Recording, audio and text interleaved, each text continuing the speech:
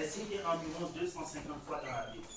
Dans toute la Bible, 250 fois le mot foi est cité.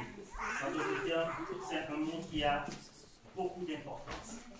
Dieu met beaucoup d'importance sur ce mot-là. Si c'est un mot à répéter plusieurs fois, c'est que ça a du poids, c'est que ça a beaucoup d'importance dans la Bible. Nous allons voir un peu pourquoi. L'histoire que nous venons de lire dans Luc 8, c'est l'histoire d'une femme pendant 12 ans. 12 ans, elle avait une perte de sang. Et si vous connaissez un peu l'histoire des Juifs, quand une femme a ses menstruations, elle était considérée comme impure. Elle n'était pas clean. Donc elle devait s'éloigner du monde, rester dans un endroit fermé. Mais imaginez un peu 12 ans avec le même problème.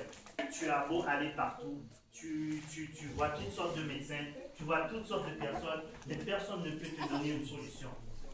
Personne ne peut te donner une solution. Et je vous dis, moi, quand je pense à ça, peut-être que, bon, en tout cas, je ne sais pas si ça va, 12 ans, ça ne doit pas être facile. Et la Bible nous raconte l'histoire de cette femme. Alors que Jésus est surrendé là, moi je suis convaincu qu'elle avait entendu parler du Christ. Elle avait entendu parler de ses miracles. Ces miracles ont précédé. Et quand elle avait entendu que le Messie était en ville, je suis convaincu qu'elle s'est dit, aujourd'hui, mon miracle, je vais l'avoir. Je suis certain qu'elle s'est dit, aujourd'hui, mon miracle, je vais l'avoir. Parce que quand tu lis, quand tu fais très très attention et que tu commences à lire, parce que cette histoire est répertoriée dans les 4 évangiles, Matthieu, Marc et Jean, qu'on appelle généralement les évangiles grosso modo. Mais Luc le raconte avec beaucoup plus de détails. Il dit que, Luc 8, verset 44, la femme, elle s'approcha par derrière et toucha le bord du vêtement de Jésus-Christ. Au même moment, elle fut instantanément guérie. Il dit, à l'instant même, juste le bord du manteau du Christ, elle fut instantanément guérie. Et quand tu continues à lire, puis Jésus il tourne et dit, mais c'est qui m'a touché? Tous les gens, tous ses disciples, tous ces gens qui étaient là, ils ont trouvé ça un peu ironique. Parce que Jésus marchait au milieu de plein de personnes. En d'autres termes, tout le monde le touchait. Tout le monde était en train de le presser à gauche, de le presser à droite. Pierre même lui a fait remarquer, Seigneur, mais on est au milieu d'une foule. Tu dis que les gens t'ont touché. Mais tout le monde te touche. Dans sa tête, il doit sûrement se dire, mais tout le monde te touche.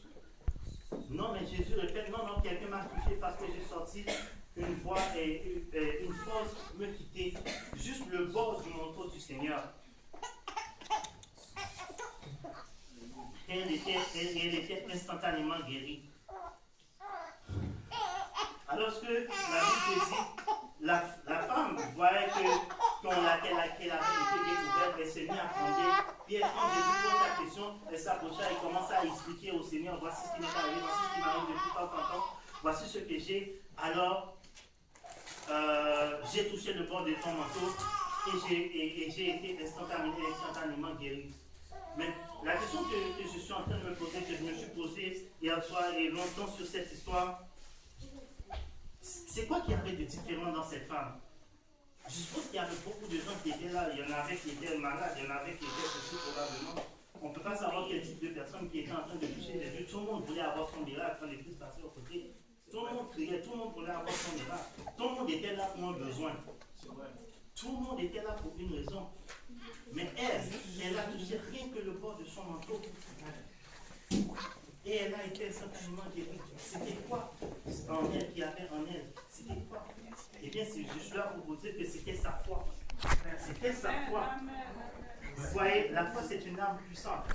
La foi c'est très puissant. Alléluia. Et parmi dans la Bible aussi, il n'y a pas que l'histoire, simplement que l'histoire de cette dame. Il y a aussi Abraham. Abraham, c'était la même chose. Abraham, lui, il n'avait pas de maladie. Abraham, lui, il était vieux. Dieu lui dit, prends tes affaires, ramasse tes affaires, tu t'en vas dans un pays où je te conduirai. Il n'en avait aucune idée. Il n'en avait absolument aucune idée. Mais Abraham a suivi. Amen. Abraham a suivi la voie de Dieu. Bien qu'il allait au jour le jour, Dieu le dirigeait à une nouvelle destination, mais il a suivi. Pas parce que la dame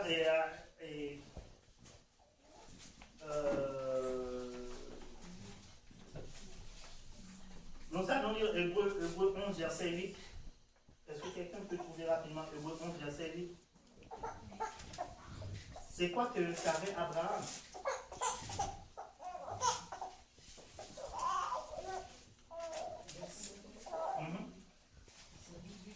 C'est pas la foi qu'Abraham, lors de sa vocation, obéit et partit pour la terre qui devait recevoir une montagne et qui partit sans savoir l'éternel. Exactement, c'est par la foi. Encore une fois, la raison pour laquelle Abraham a agi de même sur l'ordre de Dieu, sur le commandement de Dieu, c'était par la foi. Beaucoup de gens, actuellement, si Dieu te demande de faire ceci, on aura toujours tendance à se poser des questions, à se dire, mais Seigneur, pourquoi tu veux que je fasse ceci, pourquoi tu veux faire cela? Ce n'était pas des gens parfaits, mais beaucoup de ceux que Dieu a utilisés, il y avait toujours une chose en commun, c'était leur foi. C'était toujours leur foi. Amen. C'était toujours leur foi.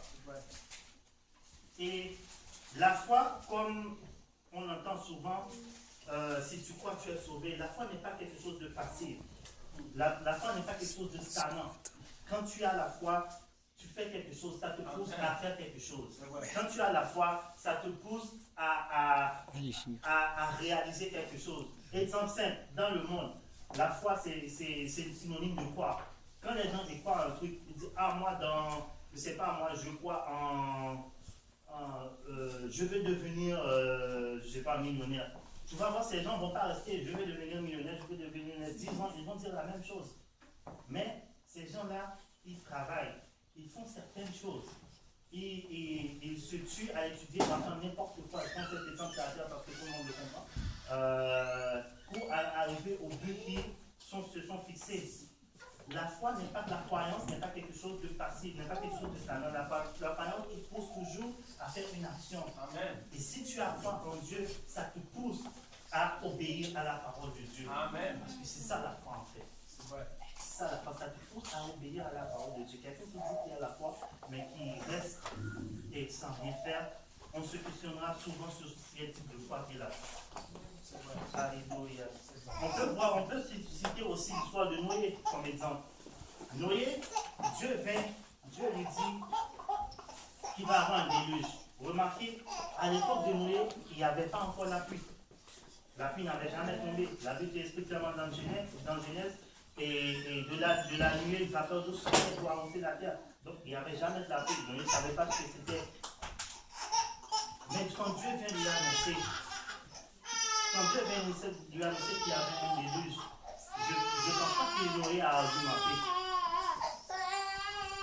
Est-ce que quelqu'un peut lire Hébreux 11:7 s'il vous plaît? Hébreux, en fait, je vais le lire pour qu'on aille plus rapide parce que je crois que je déjà mis le timing. Hébreux 11:7 dit, c'est par la foi que Noé, virgule, divinement averti des choses qu'il ne voyait pas encore et saisi d'une crainte respectueuse, construisit une arche pour sauver sa famille. Quand Dieu vient lui dire, c'est par la foi que Noé, c'est pas par la foi, ça ne veut pas dire, quand tu lis bien la phrase, il faut faire attention à la place de la virgule. Et c'est pas parce qu'il avait la foi qu'il a été divinement averti, mais c'est parce qu'il avait la foi qu'il a construit là, si tu fais bien attention à ce que tu lis.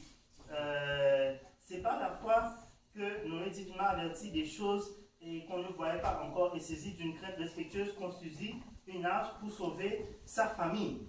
C'est par la foi qu'ils sont là le monde et devient héritier de la justice qui s'obtient, par la foi. Amen. Nous qui sommes ici, en sérieux, nous sommes tous héritiers de la justice, parce que je crois que tout le monde ici, il croit. Amen. Si tu es ici, c'est parce que tu crois.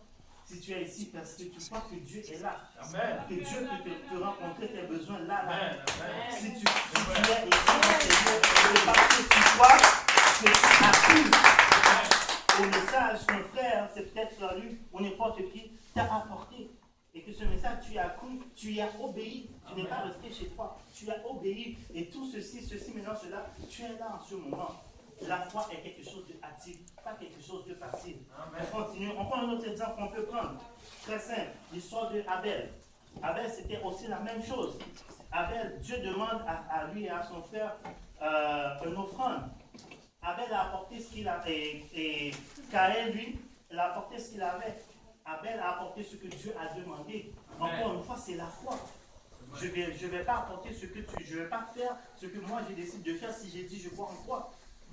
Si ma femme me dit ah ok telle chose, je vais pas aller moi je vais faire mon chose. Si je veux lui faire plaisir, j'apporte ce qu'elle veut. C'est aussi simple. Il n'y a pas de complications. C'est la même chose. Amen. Quand tu as la foi, tu agis selon la personne en qui tu as la foi. Alléluia.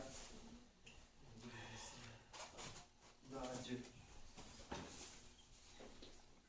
Dans Luc 17, verset 6, Jésus dit, si vous avez la foi comme un grain de sénévé, vous direz à ceux sycomores, déracine-toi et plante-toi dans la mer, il va t'obéir.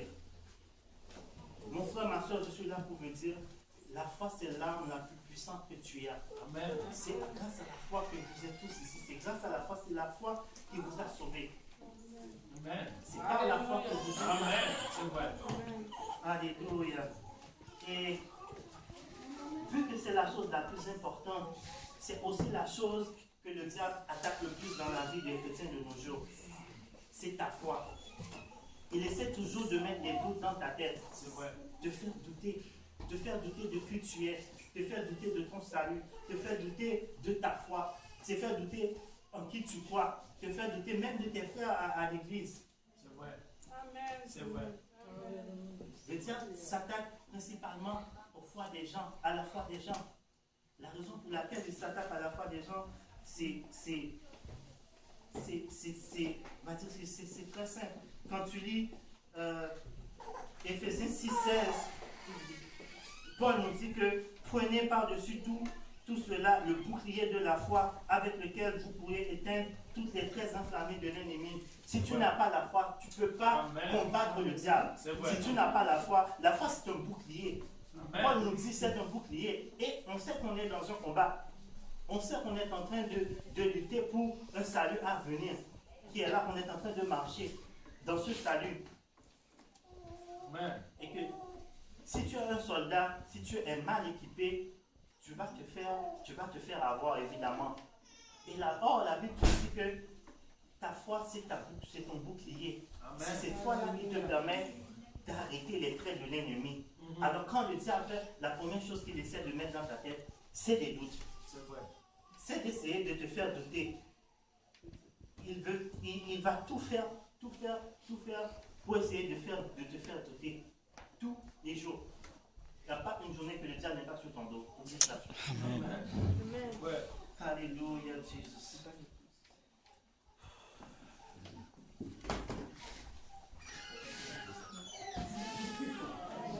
Alléluia. Amen. Alléluia.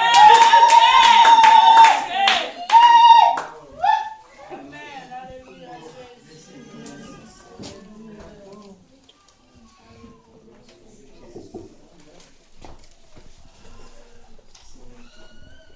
Si le diable essaie de te n'importe lequel, si le diable t'attaque à ta foi, il y a un problème énorme. Parce que la Bible te dit, sans la foi, tu ne peux pas plaire à Dieu. C'est vrai. Qu'est-ce que tu vas faire? Sans la foi, tu ne peux pas plaire à Dieu. Et le diable le sait. Parce que sans la foi, tu ne vas pas obéir à Dieu. Tu ne vas pas lui faire plaisir. Dis, regarde ton voisin, dis-lui, veille sur ta foi. Veille fortement sur ta foi. Alléluia. 1 Pierre 5, 8, 9 nous dit, veillez sobre, soyez sobre, veillez. Votre adversaire, le diable, rôde comme un lion rugissant, cherchant qui le dévorera. Résiste-lui. Résiste-lui avec une foi ferme, sachant que les mêmes souffrances sont imposées à vos frères dans le monde. Les mêmes choses sont imposées à vos frères dans le monde. Des fois, on est là, on dit, moi je suis à l'église, personne ne me voit. Personne ne me voit, je suis en train de souffrir, personne ne me voit, personne ne se préoccupe. Hier soir, j'ai une nouvelle pour toi. Pendant que tu souffres, le gars que tu es en train de probablement de dire ça, il est en train de passer la même chose. Il est certainement en train de passer la même chose, peut-être des problèmes différents, mais c'est le même but. Le même but, c'est pour qu'il perde aussi sa foi. Le même but, c'est qu'il perde aussi sa foi en Dieu. Tout le monde. Ne pense pas que le diable te déteste plus qu'un autre. Le diable déteste tout le monde. Amen. Mais je suis là pour vous dire que vous avez un Dieu. Qu'on a un Dieu qui fait sur nous tous les jours. Dans la Bible dit, celui qui fait sur Israël, il ne sommeille jamais. On a un Dieu qui fait sur nous. On a un Dieu qui fait sur nous. Si vous avez été baptisé, que vous avez été plongé dans les eaux du baptême au nom de Jésus-Christ, que vous avez reçu le Saint-Esprit, vous avez la puissance sur tout. Amen. Vous avez la puissance sur les scorpions, sur toute domination. Amen. Alors la prochaine fois que le diable vient te dire, tu sais, dis, je ne veux rien entendre. Amen. Je veux entendre que la parole de Dieu. Là, tu ne diras rien de correct. Amen. C'est vrai. Ne fais que mentir. Et le pasteur John me dit toujours ceci, il dit, quand est-ce qu'on sait que le diable ment? La raison est simple, dès qu'il parle. Dès qu'il parle, il ment. Il ne dit jamais rien de correct. Même si ça semble correct, il ne dit jamais rien de correct. Amen. Est-ce que quelqu'un peut trouver 1 Pierre 1, verset 9?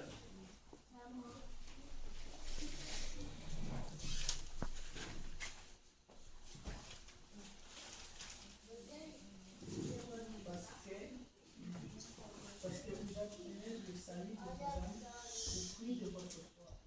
Le salut de vos âmes. La chose pour laquelle le diable achète votre foi, c'est à cause de votre salut. Amen. Parce que le prix final de votre persévérance dans la foi, ça va être ton salut. Amen. Le prix final, le prix final de votre foi, ça va être le salut. Parce que Paul le dit ainsi, j'ai combattu le bon combat. Il a persévéré. J'ai asservé la foule, j'ai gardé ma foi. Amen. Le prix final, c'est ta foi. C'est ton salut. Et nous savons tous, ce n'est pas le temps de Dieu pour chacun. C'est d'aller dans l'enfer. Nous le savons. Donc, ce qui est le plus précieux, le diable, ce qui est le plus précieux dans ta vie, c'est ta foi. C'est ça qui va attaquer. Parce que c'est le prix que tu dois payer pour ton salut. Amen. Ta persévérance. Amen. Alléluia, Jésus. Le juste, celui qui est juste, j'espère qu'il y a des justes dans la salle. Amen. Celui qui est juste marchera par la foi. Amen. Nous avons tous été justifiés par la foi, par Jésus-Christ. Et que par la foi, nous avons la grâce de Dieu. Romains 5, 1 et 2. Nous sommes tous à l'église à cause de notre foi. Ce que je disais tout à l'heure. J'espère que tu n'es pas venu ici pour faire plaisir à Frère Luc. Tu es mal barré si c'est le cas. J'espère que tu n'es pas venu ici à l'église pour faire plaisir à quelqu'un, que tu es réellement venu pour chercher Dieu. Amen. Que tu es réellement venu ici pour chercher Dieu. Et si tu es venu pour chercher Dieu, si Dieu parle devant toi et ne te touche pas, si tu es comme la femme qui avait cette tête de sang, tu vas le toucher. Amen. Je vous dis, vous allez le toucher. Si vous voulez, vous allez le toucher. Dieu est bon, n'est-ce pas? Amen. All the time. Amen.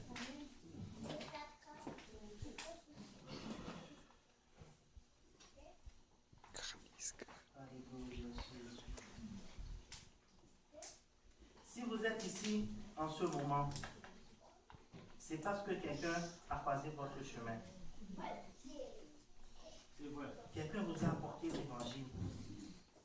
Quelqu'un vous a prêché la parole de Dieu. Quelqu'un vous a expliqué les sacrifices de Dieu que Dieu a fait pour toi. Quelqu'un vous a expliqué comment Dieu est allé à la croix. Il est venu dans la forme de la chair. Il est allé à la croix pour toi. Quelqu'un vous a expliqué comment il a souffert pour toi. Quelqu'un vous a expliqué le prix qu'il a payé, que tu avais une condamnation de mort sur ta tête. Et maintenant, à cause du sacrifice de Jésus-Christ, si tu veux, tu peux enlever le sceau qui te condamnait. Amen. Le sceau qui te marquait péché. Le sceau qui marquait sur toi à détruire. Alléluia. Tu peux l'enlever parce que le sang, même si ce sceau est est estampé dans la chair, le sang de Jésus est assez puissant pour l'effacer. Amen.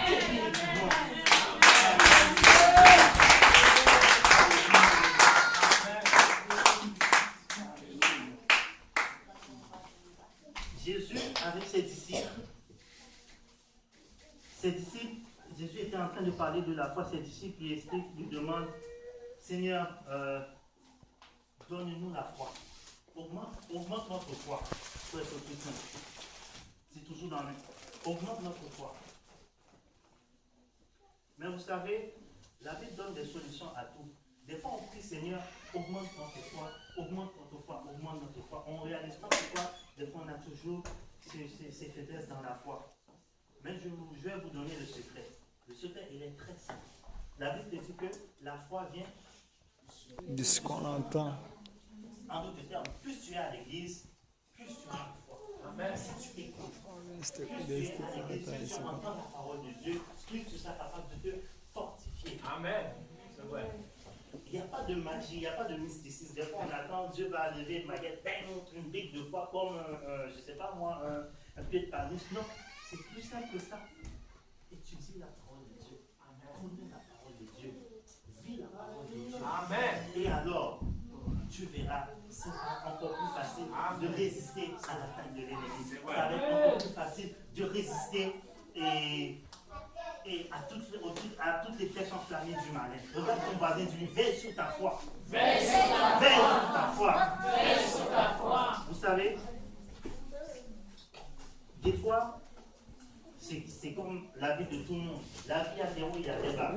Des fois, dans ta vie, tu vas à l'église, tu n'as pas envie d'adorer Dieu, ou des fois, tu veux juste rentrer chez toi. Ou comme des fois, tu es à l'église, tu es super excité, on dirait que quand le pasteur fait comme ça là, tu cries seulement. Tu es tellement excité, tu cries seulement. Vous savez, tout le monde est comme ça des fois. Tout le monde est comme ça.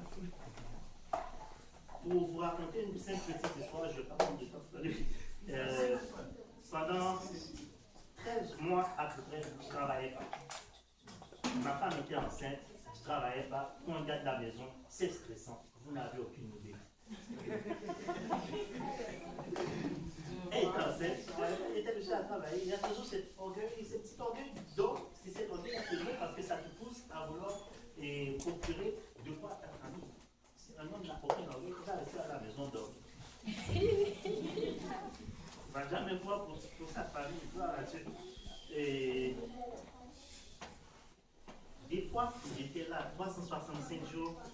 La plupart des fois, j'étais à la maison, je sortais pas. C'est un peu maussade, de mauvaise humeur.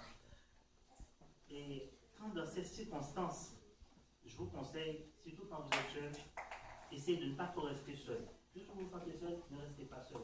Parce que c'est là que le diable va essayer de jouer dans votre main.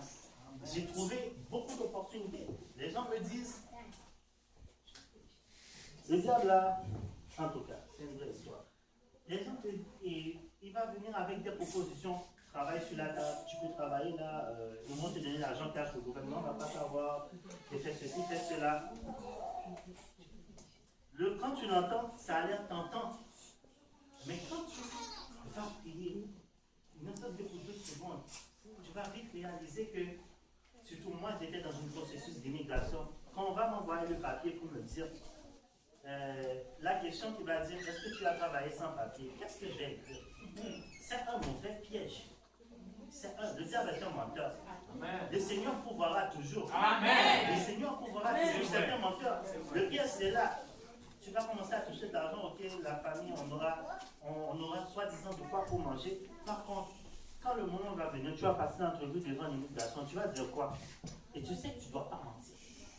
Qu'est-ce que tu vas faire? Tu sais que tu ne peux pas mentir, qu'est-ce que tu vas faire? Tu vas inventer une histoire. Et il t'a eu. Quand on m'avait dit ça, ça a l'air tentant. Mais 2 secondes après, quand j'ai réfléchi, je n'ai pas voulu donner la réponse, j'ai fait. Par contre, j'ai dit, Quand je rentre à la maison, je suis assis, je suis couché, je réfléchis. 13 mois, pas une seule journée, j'ai manqué de la nourriture dans mon congélateur.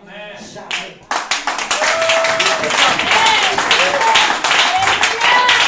Le Seigneur m'a fait des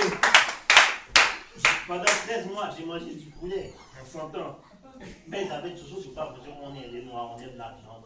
Et je n'ai pas dit tous les jours d'aller de la viande. Vous avez toujours du pain à manger. Amen. Le Seigneur prend toujours soin de C'est nous. vrai. Amen. Les jours. Pourquoi on se soucie donc de demain? Le Seigneur pourvoira toujours. Amen. Une petite histoire. Aussi, je remercie Dieu que dans ces moments-ci, j'avais des frères et sœurs qui nous encourageaient toujours. Supportons-nous les uns les autres. Amen. Quand quelqu'un passe à travers d'une difficulté et que tu vois sa foi est en train de trembler, supporte-le. Le Seigneur t'aime, il va prendre soin de toi.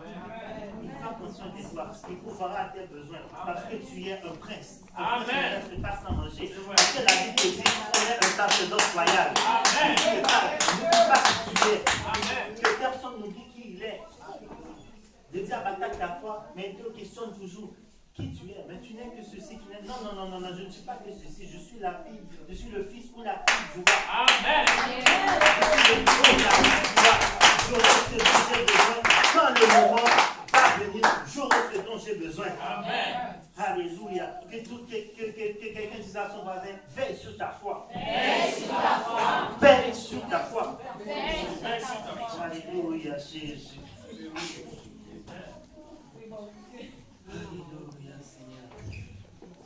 Ouais, vous voyez, avec la foi, on peut faire des grandes choses. On fait des choses extraordinaires. Et sans la foi, personne, on ne peut pas faire à Dieu. On ne va pas obéir. On ne va pas obéir. La vie est constituée de hauts et de bas. Si tu te bases sur tes émotions, on est mal barré. Parce que les émotions, ça monte, ça descend. Si tu as la foi, quand tout est beau, yes, Jésus, alléluia. Quand tout est noir, la paix pour Dieu avec vous. Amen. Amen. Oui. Non. Non que non. Aujourd'hui c'est bon, gloire à Dieu. Demain c'est pas bon, gloire à Dieu. Gloire à Dieu.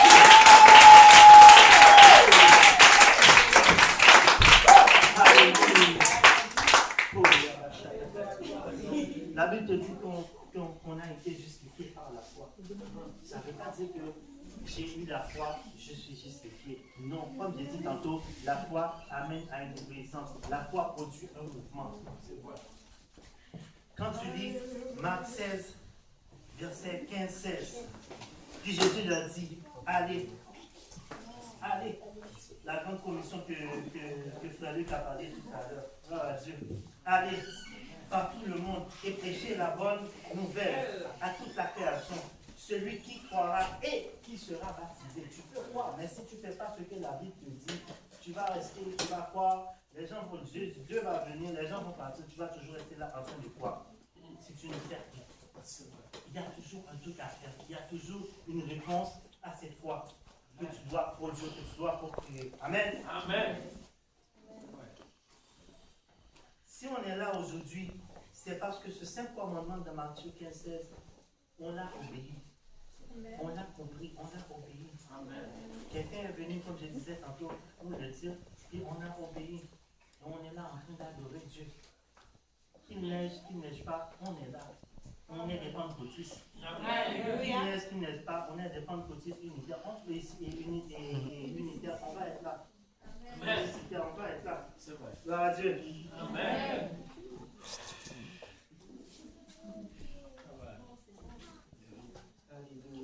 Effectivement, tous ceux qui ont cru au message de la justification, le message de l'évangile, qui est la mort, l'ensevelissement et la résurrection du Christ, et qui y ont obéi, ont été justifiés et sont appelés fils de Dieu. Amen. On est fils du roi, un sacerdoce royal, 1 Pierre 2, 1 comme je disais tout à l'heure. Dis à ton voisin, je suis un prince. Avec un sourire, je suis un prince. Je suis un prince. Il faut le croire, quand vous le dites, il faut le croire. Hein. Parce que tantôt, quand vous pouvez sortir dehors et dire que tu es un prince, alors comment tu réagis face à ça? Amen. Avant de connaître Christ, Je ne vais pas être trop long. Avant de connaître Christ, on n'avait pas de voix. On ne pouvait pas parler. On n'avait pas le droit de veto, comme on dit, avant de connaître Christ. Car le châtiment de la mort pesait sur nous. Nous avions le sceau du péché sur nous. La mort écrite sur nos fronts. Mais autant marqué. Vous savez quoi? Dieu n'est jamais en retard. Amen. On est peut-être trop en avant, mais Dieu n'est jamais en retard. C'est vrai. Parce que la Bible te dit, autant marqué, autant marqué. Le temps qui a été fixé là. Le temps qui a été fixé pour que tu reçoives et la bénédiction que tu veux là. Amen. Quand le temps viendra, personne ne peut t'empêcher. C'est vrai. Des fois, on pense, on réfléchit, on se tue pour rien. Des fois, on prie,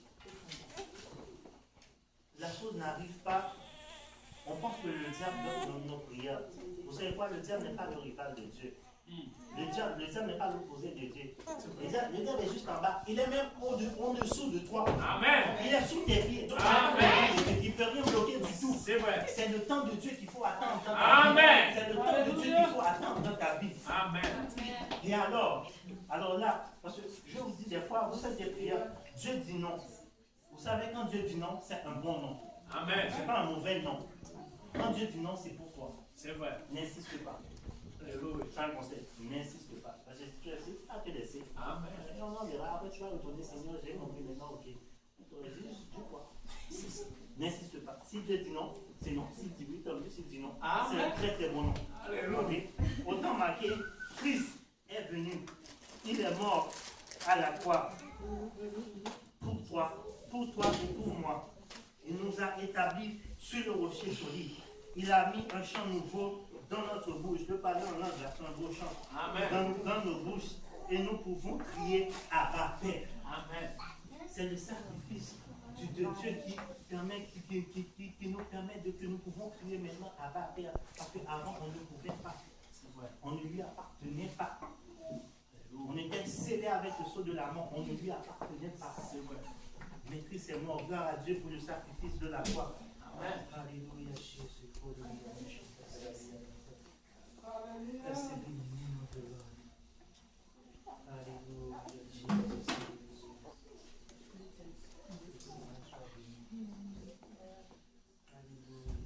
Vous savez, la Bible mentionne le nom des noms 2 fois. Si je me rappelle, il faut que toujours me corriger, pas de problème. 2 fois. Un dans Genèse. Et Enoch. La Bible mentionne que Enoch, il y a eu un homme qui s'appelle Enoch qui marchait avec Dieu. Dieu n'a pas voulu qu'il connaisse la mort. Ça a plu à Dieu qu'il ne connaît pas la mort. Dieu l'a pris. Dieu l'a pris. Et ça s'arrête là. C'est tout ce que la Bible te dit. Mais quand tu vas plus loin, dans Hébreux, verset 11, verset 5, ça dit que c'est par la foi que qu'Enoch fut enlevé pour qu'il ne vit point la mort et pour qu'il ne parut plus, parce qu'il ne parut plus à Dieu, et parce qu'il ne parut plus parce que Dieu l'avait enlevé. C'était à cause de sa foi, l'obéissance à sa parole. Vous voyez, si on est là aujourd'hui et que si on n'a pas la foi, on est mal barré. Parce que Jésus s'est demandé quand il était en train de faire son ministère, quand le Fils de l'homme reviendra, trouvera-t-il de la foi sur la terre? Jésus se demande, quand je vais revenir, pour qu'on traduise dans notre langage qu'on comprend très bien, quand je vais revenir, est-ce que vous aurez toujours des fois les gens qui verront à l'époque, est-ce qu'il aura toujours de la foi? Si Jésus se pose la question, c'est que c'est très important. Parce que sans la foi, tu n'iras nulle part. Amen. Regarde ton voisin, tu lui veille sur ta foi. Veille sur ta foi. Alléluia, Jésus. Veille sur ta foi. Et quand le diable, il vient dans ta vie et essaye de te mettre des doutes, regarde bien, dis-lui, je sais qui je suis. Amen. Je sais qui je suis. Alléluia. Tu dis, regarde, je sais qui je suis. Quand on commence à te faire douter, je sais qui je suis. Si, je dis bien si tu as le sang de Jésus-Christ sur toi, parce que si tu ne l'as pas, tu n'as pas été baptisé, tu n'as pas le Saint-Esprit, tu n'appartiens pas à Dieu. Donc, tu appartiens au Père. D'ailleurs, je ne pense même pas qu'il va venir trop t'ennuyer. Il ne va pas venir trop t'ennuyer. C'est vrai. Mais tous, je suis certain, s'il y en a ici qui n'ont pas encore obéi à l'évangile, je suis sûr que Dieu n'attend que ça. Dieu n'attend que ça. Parce que le diable, si tu n'as pas encore obéi, le diable a le droit sur toi. Tu n'as pas encore traversé de l'autre côté, il ne va même pas t'ennuyer. Mais quand tu traverses, il va essayer de te ramener. Tu dis non. Hier, je t'appartenais, aujourd'hui je ne t'appartiens plus. Tu n'as plus de droit sur moi. Car le sang qui a été invoqué sur moi a lavé tous mes péchés. Amen. Amen. Alléluia. Si tu es dans un impasse, tu ne peux aller ni à gauche ni à droite. Tu as l'impression que tout le monde t'a abandonné. Ou que personne ne semble te comprendre. Alors lève les yeux vers la montagne, car le secours te viendra de Jésus-Christ. Amen. Le secours te viendra de Jésus-Christ. Je vais finir avec ceci. Jean 14, verset 6. Si on peut tous se lever pour un instant. Jean 14, verset 6. Jésus déclare: je suis le chemin, la vérité et la vie. Je suis le chemin, la vérité et la vie. Mais je suis là pour vous dire tout simplement, si tu ne sais plus où aller, cours vers Jésus-Christ, parce qu'il est le chemin. Si tu ne vois plus de route, où que tu vas aller, cours vers Jésus-Christ, parce qu'il déclare qu'il est le chemin. Amen. Alléluia. Parce que c'est dans ses bras, c'est la paix. Dans ses bras, c'est le réconfort. Dans ses bras, c'est la délivrance, c'est la douceur, c'est l'amour. Si tu cherches l'amour, va dans les bras de l'Éternel. Amen. Tu vas te trouver.